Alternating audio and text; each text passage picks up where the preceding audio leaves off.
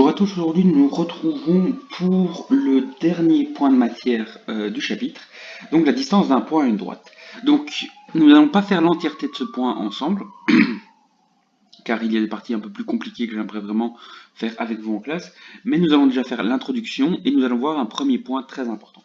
Donc déjà c'est un peu bizarre, la distance entre un point et une droite. Donc l'introduction ici c'est de comprendre ce que ça signifie. Donc premier exercice introductif. Donc d'abord on a un plan orthonormé, on a toute une série de points que je vous demande de placer au bon endroit et de noter A, B, C, D, E. Ensuite, je vous demande de trouver la distance entre A et B. Alors plusieurs possibilités, soit vous la voyez visuellement sur le dessin, pas de calcul à faire.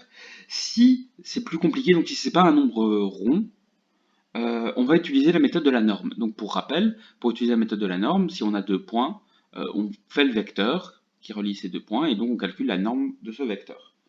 Donc je vous laisse du temps pour ça, n'hésitez pas à faire pause, prendre le temps, compléter la page, c'est écrit 47 mais c'est la page 46 pour vous.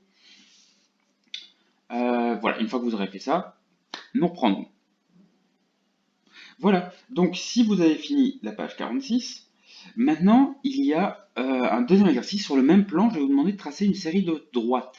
Alors attention, si vous ne savez pas comment tracer une droite, c'est que vous n'avez pas retenu ce qu'on avait fait dans le dossier sur les droites. Et dans ces cas-là, ce n'est pas grave.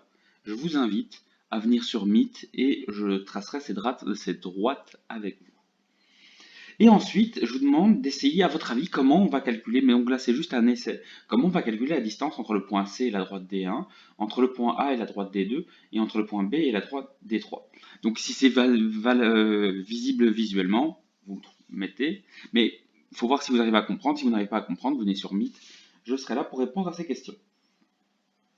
Et ensuite, en fait, donc ici c'est pas vraiment du calcul. Le calcul de la distance d'une droite et d'un point, c'est un calcul relativement long. Et dans ce calcul, nous allons avoir besoin de trouver l'intersection qui est entre deux droites. Donc ça, par contre, on va faire aujourd'hui. C'est l'objectif principal. Donc, quand on a deux droites, donc on a besoin de leur équation cartésienne ou cartésienne explicite, l'une des deux. Alors, donc, en fait, à la page 48 pour votre cours, il y a un exemple détaillé.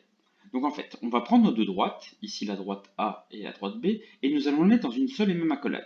Donc 2x plus 3y moins 28 égale 0, et 4x moins y égale 4. En fait, pourquoi est-ce qu'on les met dans une accolade?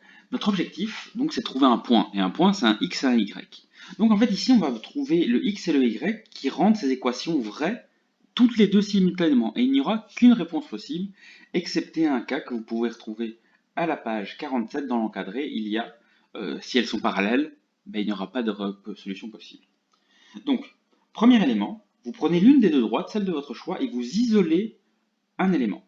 Ici, par exemple, 4x moins y, ben on a passé le y de l'autre côté, c'est devenu y égale 4x. On a pris, pourquoi la deuxième, pas la première? Ben, c'était un peu plus facile de calculer. On aurait très bien pu le faire avec la seconde. Avec la première, pardon. Donc, on a isolé le y. Et bien, quand on a isolé le y du haut va pouvoir être remplacé. Donc ici, le y peut être remplacé par 4x. C'est ce qui se passe à la ligne suivante. Donc on remplace y par 4x. Là, il faut multiplier 3 et 4, ce qui va nous donner 12. Et ici, on a 2x plus 12x. On peut les additionner, ça nous fait 14x. Alors attention, précision, on est obligé d'à chaque fois écrire y moins 4x, y égale 4x à chacune. Les équations pour trouver un point d'intersection sont toujours par 2, systématiquement. Et donc, ici, on n'a plus qu'une seule inconnue, on va pouvoir isoler le x, donc le 28 passe de l'autre côté, le 14 va devenir divisé par 14, et donc 28 divisé par 14, ça fait 2. On n'a que x égale 2, maintenant, donc ça c'est notre première réponse, c'est l'abscisse du point d'intersection. Et donc, maintenant qu'on sait que x égale 2, on peut remplacer x par 2, et on trouvera 8. Donc, le point d'intersection entre ces deux droites, c'est 2 et 8. Donc, je serai sur Meet si vous voulez plus d'explications contextuelles, de compréhension, mais au final, en termes de calcul, c'est ce calcul-là qui sera fait. Et donc, il vous est simplement demandé de réaliser l'exercice 17.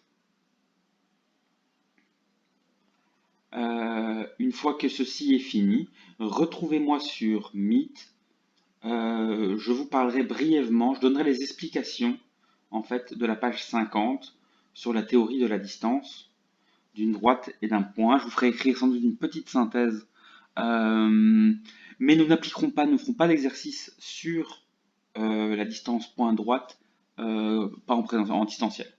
Donc nous nous arrêterons là pour aujourd'hui. Donc regardez cette vidéo, comprenez bien l'équation, faites ces deux exercices, donc c'est relativement long, c'est facile mais long. Il y a quand même toute une série de calculs à faire, et une fois que vous avez fait ça, de revenez sur Meet si, s'il n'est pas trop tard, et je donnerai déjà des indications sur la notion de distance point droite. Voilà, bonne journée à vous.